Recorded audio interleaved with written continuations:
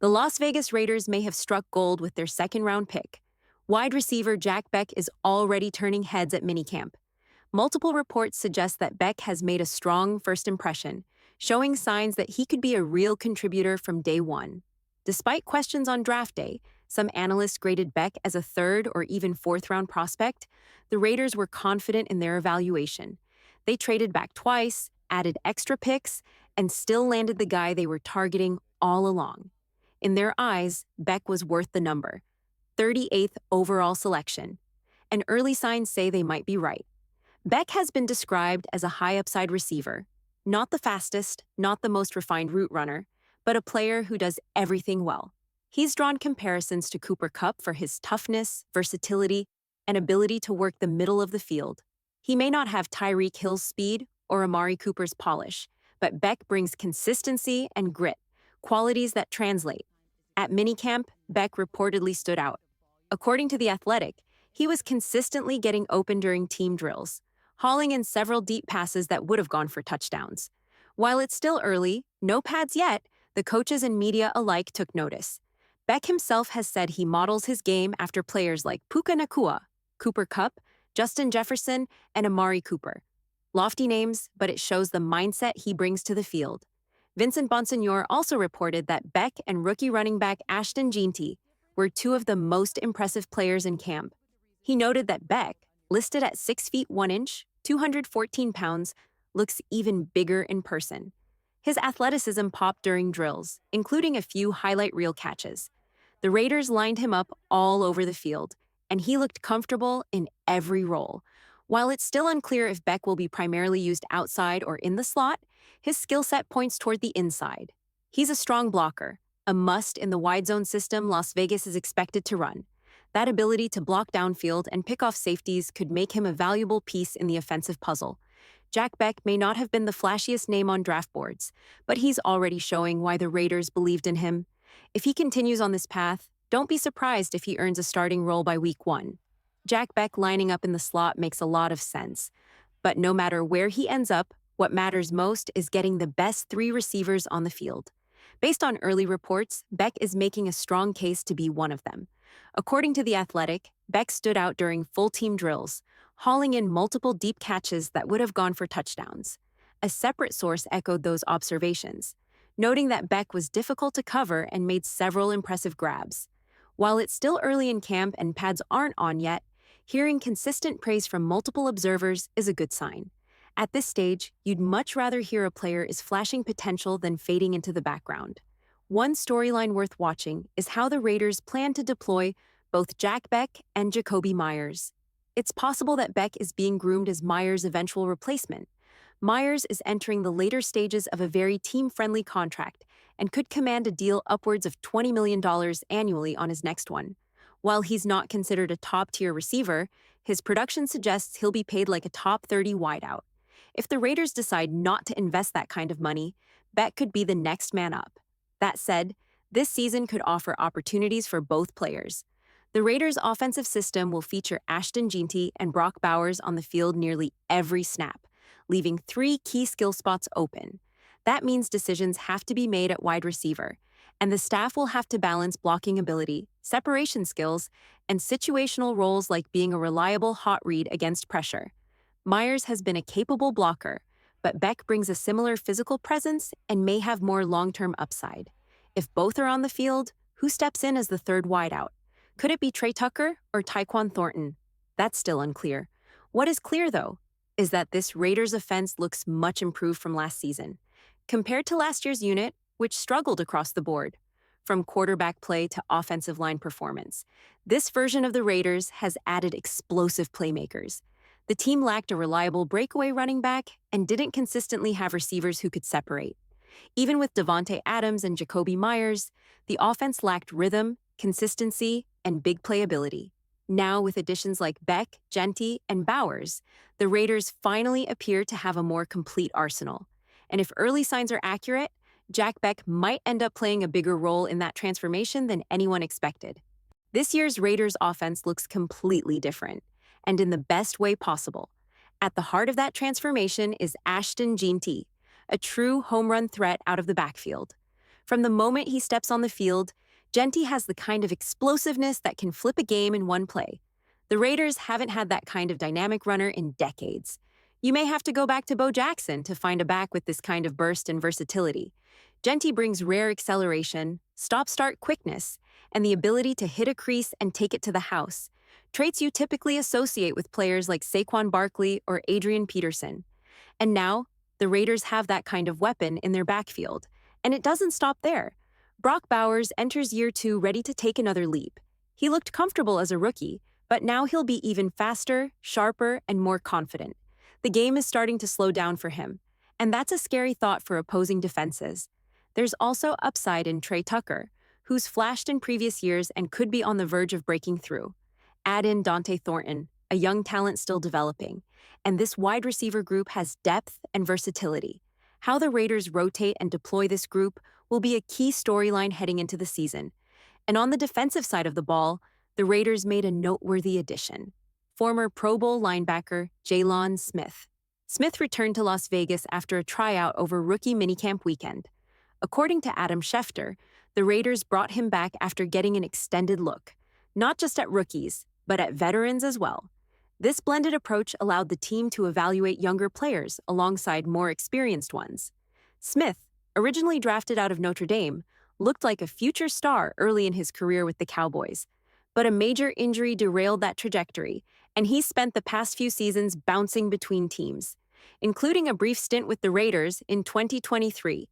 He played a few snaps but never carved out a consistent role. The question now is whether Smith can regain his form. At his peak, he was fast, instinctive, and a leader on defense. But last season, he looked a step slow and couldn't sustain a role. It's a low-risk signing with potential upside, but it also underscores a broader truth about the linebacker position. It's one of the most unpredictable in football. First-round pick or seventh-round flyer, you never really know who's going to rise and who won't pan out. Still, with new offensive weapons and smart strategic signings like this one, the Raiders are clearly reshaping the roster and doing it with purpose. When it comes to linebackers in the NFL, one thing is clear. It's a system position. Look at Robert Saleh's defenses. Whether it was with San Francisco or now in New York, his linebackers always shine. Why? Because his scheme puts them in position to succeed. It's not about raw talent alone. It's about fit. In fact, the 49ers drafted a linebacker in the 3rd round this year, and if history repeats itself, that player could be a top 10 linebacker in just a couple of years, simply because of the system. That brings us back to Jaylon Smith and the Raiders. Las Vegas runs a variation of the PeteCarroll style cover 3, where linebackers play downhill against the run and drop into zone in the passing game. It's a simpler system for linebackers, and that could give Smith a better chance to carve out a role if he's still got something left in the tank. The Raiders also brought in rookie linebacker Cody Lindenberg, and we've got a full film breakdown of his game against Iowa dropping soon. It's loaded with insights, and if you're curious about how he fits into this defense, keep an eye out for that. Raiders make roster moves, signings, waivers, and releases. The Raiders made several roster changes, some minor, others more telling. Let's start with the players who were waived. Dominic Boyd, OL. Brandon Smith, LB. These are depth or practice squad guys. No major surprises there. But 3 other moves stood out. Amari Burney, Matthew Butler, Tyreek McAllister. Burney was a 5th-round pick under the previous regime. This would have been his 3rd year, but the truth is, he never flashed. He lacked the quickness, speed, and reaction ability needed to stick in the league. There was never a moment where Burney looked like an NFL-caliber linebacker, and that's a miss for former GM Dave Ziegler. Then there's Matthew Butler, a former defensive tackle out of Tennessee. Unlike Burney, Butler did show some flashes, especially as a pass rusher during his college days. But in the NFL, potential only gets you so far. Whether it's due to conditioning, development, or scheme fit, the Raiders decided to move on. Likely because they believe recent additions at defensive tackle, including prospects from South Carolina and Ole Miss, offer more upside. Tyreek McAllister also had his moments, but didn't make a strong enough case to stick around. And finally, Christian Wilkerson was released as well. A wide receiver who never really broke through, his departure doesn't shift the depth chart much. Overall, these moves show the Raiders are getting serious about reshaping the roster. They're moving on from past picks that didn't pan out and making room for players who fit the current vision. faster, more explosive, and more disciplined. Up next, we see who makes the leap in camp. Let's talk about a few more roster moves, some expected, others a little surprising. One of the names released was Matthew Butler, and while it's disappointing, it's not shocking. Remember, the Raiders drafted Neil Farrell Jr. in the 4th round, then Butler in the 5th, and followed up with Byron Young in the 3rd round the following year. Of the three, Butler actually lasted the longest. He stuck around while the others fizzled out, which says something about his work ethic and raw potential. I had hoped the Raiders would give him one more season to develop, because he flashed some upside, especially at Tennessee. But when you go out and draft 2 more defensive tackles this year, and you already have young talent in the building, it's tough to keep everyone. That's the business. Another name released, Tyreek McAllister. This one stings a bit more. McAllister actually saw action early last season and showed a spark. I believe he got hurt, but before that, there were moments, real flashes, of playmaking ability. He's not going to be a Pro Bowler, but he could have been a role player, someone who touches the ball 30 times a season and pops off for 6 or 7 chunk plays. He has that kind of juice. But again, this is a numbers game. If Trey Tucker takes the next step and Dante Thornton develops the way the coaches hope, it's hard to justify a roster spot for McAllister. Even if he's shown a little more so far, this is about building for the future, not just keeping guys who flashed last year. We also saw Christian Wilkerson get released. Solid depth guy, 4th or 5th receiver on most rosters, but replaceable. And that's what this front office is clearly aiming to do. Replace solid with special. It reminds me of something Howie Roseman said, the Eagles GM. There's a clip where he talks about rounds 4 through 7. He said if they have 6 picks, they're hoping 2 of those guys become starters. The rest, they're fine if they bust, because the goal isn't to find just another special teams guy, it's to swing big on upside. That's the mentality. And it looks like Tom Telesco and JohnSpytek are bringing a similar vision to Vegas. It's not about playing it safe anymore. It's about clearing out space for talent that can grow into something real. One of the more interesting additions is Jonathan Sutherland, a safety out of Penn State who was with the Seahawks last year. PeteCarroll saw him firsthand, and that matters. Now Sutherland didn't play a ton in college or with Seattle, but this move says something. The Raiders don't really have a true free safety right now. We've got Isaiah Polamau, Jeremy Chin, but those guys are more comfortable closer to the line of scrimmage. We're missing someone who can play center field, a sideline-to-sideline, rangy free safety who keeps the top on the defense. Could Sutherland be that guy? That remains to be seen, but he'll have a shot. And of course, Jalen Smith is back in the fold, as we already talked about earlier. He's part of a growing group of veterans and rookies fighting for depth roles in this new-look defense. The bottom line, the Raiders are turning the page. They're making tough cuts and bold signings to reshape the bottom half of the roster. Not everyone's going to agree with every move, but it's clear they have a direction now. And with more off-season practices ahead, we'll get a much better idea of who's rising and who's running out of time. To wrap things up, let's talk about something that's going to hit home for a lot of Raider Nation. Derek Carr has officially retired from the NFL. Now look, when the Raiders first drafted Carr, I wasn't sure he was the guy. After his rookie season, I had my doubts. But by year 2, and especially 2016, man, he won me over. That season, Carr went off. He was clutch. He was sharp. He looked like the future of the franchise. And for a while, he was. He gave us so many great years, so many unforgettable moments. He wasn't perfect, but if you're a Raiders fan, you know what he meant to this team during some of the toughest stretches in franchise history. Eventually, things came to an end in 2022. He moved on, went to the Saints, and in classic Carr fashion, he did it the right way. No shots at the team, no drama. Just handled his exit with class and professionalism. And now, after 2 seasons in New Orleans, injuries have caught up with him. He had a choice: get surgery, miss most of this upcoming season, and maybe come back in 2026, or retire now. He chose to hang it up, and in doing so, he helps the Saints out with some cap relief, which says a lot about the kind of teammate and man he is. So, after 11 NFL seasons, Derek Carr calls it a career. And here's the thing.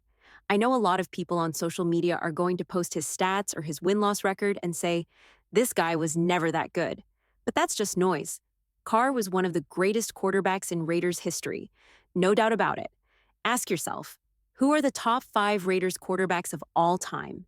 You're going to hear names like Ken Stabler, Jim Plunkett, Rich Gannon, and right there with them is Derek Carr. You can't talk about the modern Raiders without talking about number 4. Was it frustrating that we never saw that 2016 version of Carr in the playoffs? Absolutely. That injury derailed what could have been a special run. The franchise never quite built the right team around him. They tried, sure, rebuild after rebuild, but it just never came together at the right time. Even so, Carr gave this franchise everything he had. He led with heart, and he never threw the organization under the bus, even when he easily could have. When Davante Adams left the Packers, he had a lot to say. When Derek Carr left the Raiders, he said nothing negative. He kept it respectful. That matters. The Raiders should sign him to a one-day contract and let him retire as a Raider. He earned that honor. What's next for DC? Maybe media, like his brother David. Maybe coaching. Who knows? But one thing's for sure, he'll still be around the game. You can tell it's in his blood. So shout out to Derek Carr. 11 years. Class act, a true Raider. Let me know what you guys think. How do you feel about Carr retiring? Where does he rank for you in all-time Raiders QBs? Drop a comment below, hit that thumbs up, and don't forget to subscribe. I'll see you in the next one.